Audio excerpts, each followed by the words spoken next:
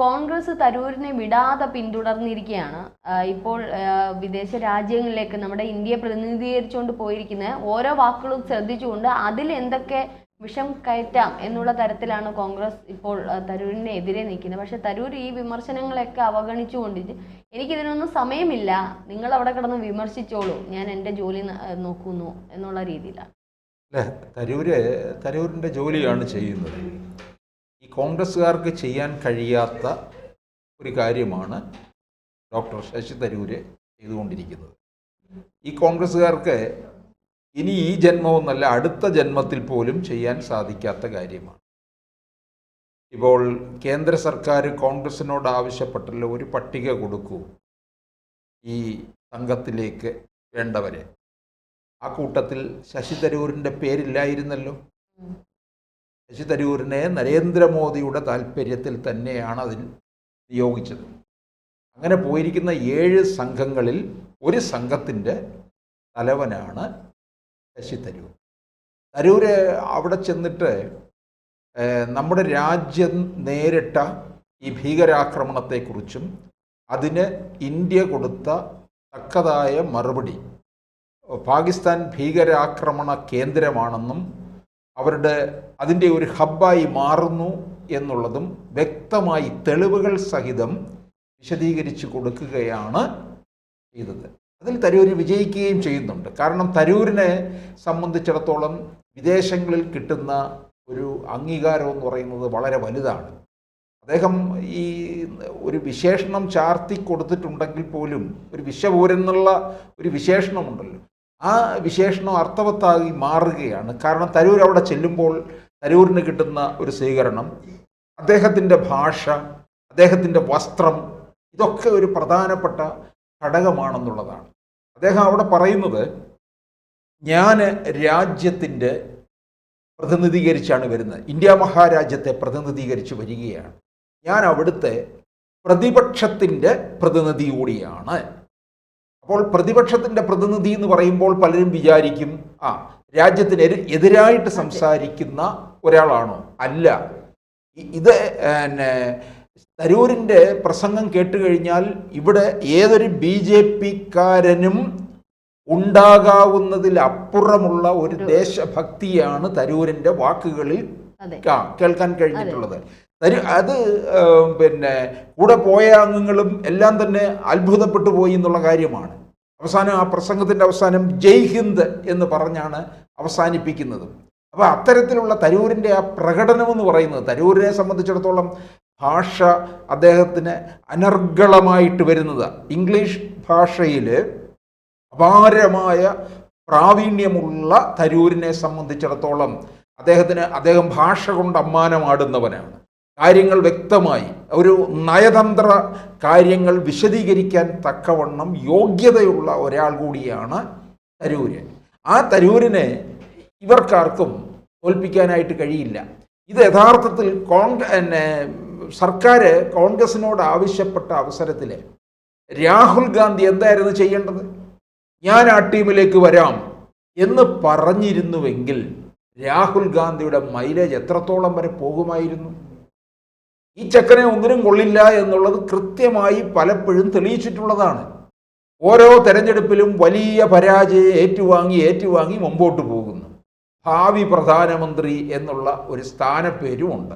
അങ്ങനെ ദിവാസ്വപ്നം കണ്ട് അങ്ങനെ നടക്കുക മാത്രമാണ് ചെയ്യുന്നത്. അതിനപ്പുറം ഒന്നും ചെയ്യുന്നില്ല.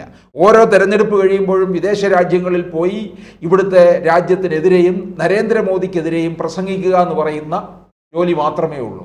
അവിടെ ഇന്ത്യ വിരുദ്ധരുമായിട്ട് ചേർന്നുകൊണ്ടുള്ള ഒരു പോക്കാണ് രാഹുൽ ഗാന്ധി നടത്തിക്കൊണ്ടിരിക്കുന്നത്. പക്ഷേ ഇവിടെ ശശി തരൂർ അങ്ങനെയല്ല. ശശി തരൂരിന് രാഷ്ട്രീയമുണ്ട്.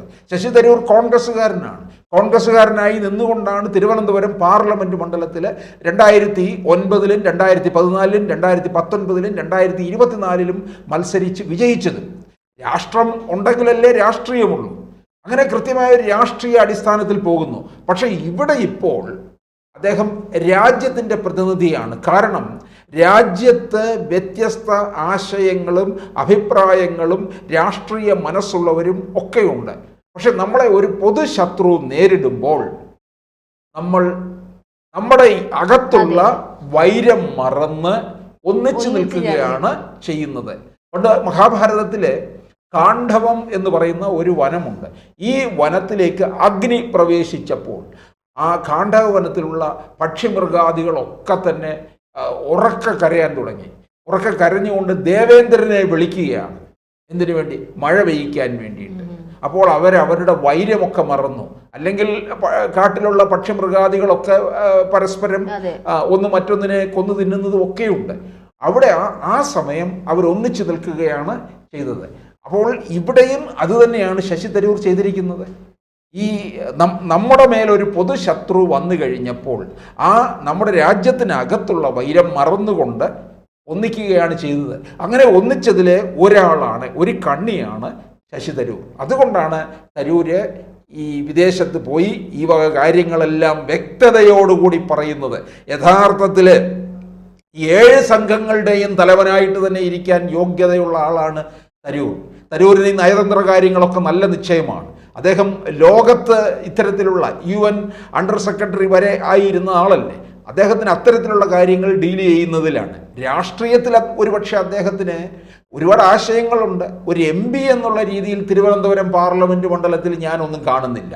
അവിടെ അദ്ദേഹത്തിന് പരാജയം സംഭവിച്ചിട്ടുണ്ട്. പിന്നെ ഈ ഓരോ തവണയും അദ്ദേഹം ജയിച്ചു കയറുന്നത് എങ്ങനെയാണെന്ന് ചോദിച്ചു കഴിഞ്ഞാൽ ഇത്തരത്തിലുള്ള ഒരു വലിയ അക്കാഡമിക് പ്രൊഫൈൽ തരൂരിന് നിൽക്കുകയാണ്. ആ അക്കാഡമിക് ബാക്ക്ഗ്രൗണ്ടാണ് തരൂരിനെ ഒന്നിനൊന്ന് ഒരു മികച്ച ഒരു വിജയം നേടി അങ്ങോട്ടേക്ക് കൊണ്ടുപോകുന്നത്. കാരണം നിൽക്കുന്നത് തിരുവനന്തപുരം പോലുള്ള ഒരു പരിഷ്കൃത നഗര കേന്ദ്രീകൃതമായിട്ടുള്ള സ്ഥലത്താണ്. അവിടെ നിന്ന് വിജയം എപ്പോഴും അദ്ദേഹത്തിന് കിട്ടും. പ്രത്യേകിച്ച് യുവാക്കളെ മുഴുവൻ കയ്യിലെടുക്കാനുള്ള തരത്തിലുള്ള തന്ത്രവും ഭാഷയും ഒക്കെ തരൂരിനുള്ളത് കൊണ്ടാണ് ഈ അംഗീകാരം ലഭിക്കുന്നത്. പക്ഷേ ഇവിടെ ഇപ്പോൾ നോക്കണം, തരൂർ ഇങ്ങനെ കയറി വന്നിരിക്കുന്നത് അത് പാർട്ടിക്ക് യഥാർത്ഥത്തിൽ ഇപ്പം നോക്കാത്ത ഈ സമീപകാലത്തായിട്ട് തരൂരിൻ്റെ ഗ്രാഫ് വലുതായി ഉയർന്നു എന്നുള്ളതാണ്.